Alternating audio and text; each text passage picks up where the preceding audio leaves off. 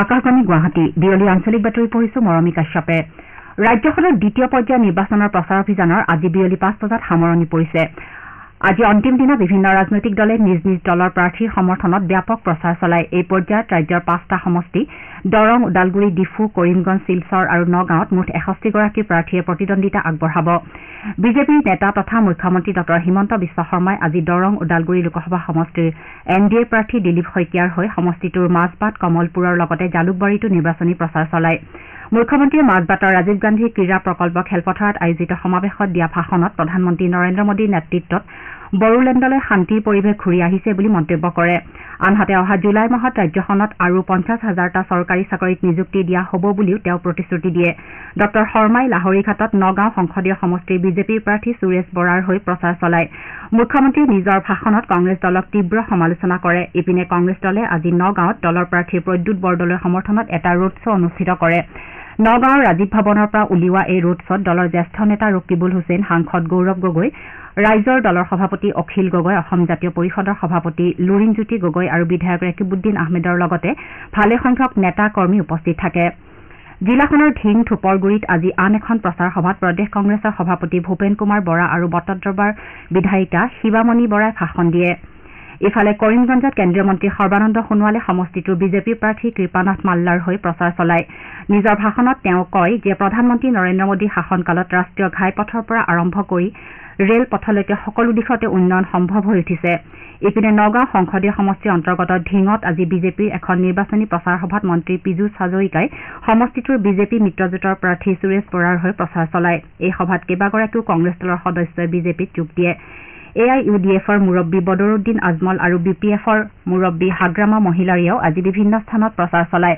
BPFৰ মুৰব্বীগৰাকীয়ে আজি দৰং ওদালগুৰি লোকসভা সমষ্টিৰ দলটোৰ প্ৰাৰ্থী দুৰ্গাদাস বড়োৰ হৈ তামুলপুৰ জিলাৰ গোৰেশ্বৰৰ শুৱাকপুৰত নিৰ্বাচনী প্ৰচাৰ চলায় ইপিনে তৃতীয় পৰ্যায়ত নিৰ্বাচন হ'বলগীয়া 4টা সমষ্টিৰ অন্তৰ্গত বিভিন্ন স্থানত প্ৰচাৰ অভিযান অব্যাহত আছে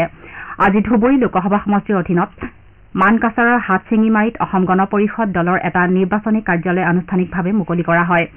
গুৱাহাটী সমষ্টিৰ বিজেপি মিত্ৰজোঁটৰ প্ৰাৰ্থী বিজুলী কলিতা মেধি আৰু কংগ্ৰেছ দলৰ প্ৰাৰ্থী মীৰা বৰঠাকুৰ গোস্বামীয়েও আজি সমষ্টিটোৰ বিভিন্ন স্থানত প্ৰচাৰ চলায় ৰাজ্যখনৰ দ্বিতীয় পৰ্যায়ত পৰহিলৈ অৰ্থাৎ ২৬ এপ্ৰিলত 5টা সমষ্টিৰ বাবে হ'বলগীয়া নিৰ্বাচনত ৭৭ লাখৰো অধিক ভোটদাতাই গণতান্ত্ৰিক অধিকাৰ সাব্যস্ত কৰাৰ সুযোগ লাভ কৰিব উল্লেখযোগ্য যে সংশোধিত চূড়ান্ত ভোটদাতাৰ তালিকা অনুসৰি অসমত প্ৰায় ২,৪৩ লাখ ভোটদাতাই এবাৰ গণতান্ত্ৰিক অধিকাৰ সাব্যস্ত কৰিব পাৰিব ইয়াৰ ভিতৰত ১,২১,৭৯,০০০ৰো অধিক পুৰুষ আৰু প্ৰায় ১,২১,০০,০০০ মহিলা ভোটদাতা আছে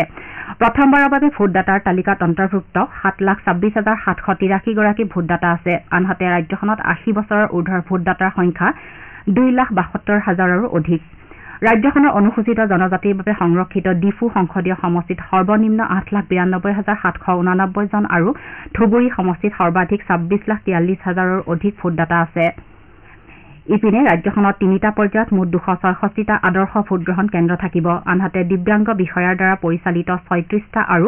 মহিলা বিষয়াৰ দ্বাৰা পৰিচালিত ১,৫৫১টা ভোটগ্ৰহণ কেন্দ্ৰ থাকিব উল্লেখযোগ্য যে সমষ্টি পুনৰ নিৰ্ধাৰণৰ পাছত এইবাৰ প্ৰথমবাৰৰ বাবে অসমত নিৰ্বাচন অনুষ্ঠিত হৈছে ৰাজ্যৰ দ্বিতীয় পৰ্যায়ৰ লোকসভা নিৰ্বাচনক লৈ নিৰ্বাচন আয়োগে সকলো প্ৰকাৰৰ প্ৰস্তুতি সম্পূৰ্ণ কৰি তুলিছে ভোটাৰৰ মাজত সজাগতা সৃষ্টিৰ বাবে আজি বিজনী মহকুমাধিপতি কাৰ্যালয়ত এটা ৰক্তদান শিবিৰৰ আয়োজন কৰা হয় প্ৰণালীবদ্ধ ভোটাৰ শিক্ষা আৰু নিৰ্বাচনী অংশগ্ৰহণ কোষৰ উদ্যোগত আৰু বঙাইগাঁও নামনি অসম চিকিৎসালয় গৱেষণা প্ৰতিষ্ঠানৰ সহযোগত আয়োজিত এই ৰক্ত শিবিৰত কেন্দ্ৰীয় অৰ্ধসামৰিক বাহিনীৰ ২০গৰাকী জোৱানে ৰক্তদান কৰে আনহাতে দ্বিতীয় পৰ্যায়ৰ নিৰ্বাচনৰ ভোটগ্ৰহণৰ প্ৰস্তুতি সন্দৰ্ভত আজি ৰঙিয়াৰ মহকুমাধিপতি কাৰ্যালয়ত জিলা নিৰ্বাচনী বিষয়া দেৱাশীষ গোস্বামীয়ে এখন সংবাদমেল সম্বোধন কৰি জিলা নিৰ্বাচনী বিষয়াগৰাকীয়ে ভোটাৰৰ সুবিধা হোৱাকৈ টোল ফ্ৰী নম্বৰ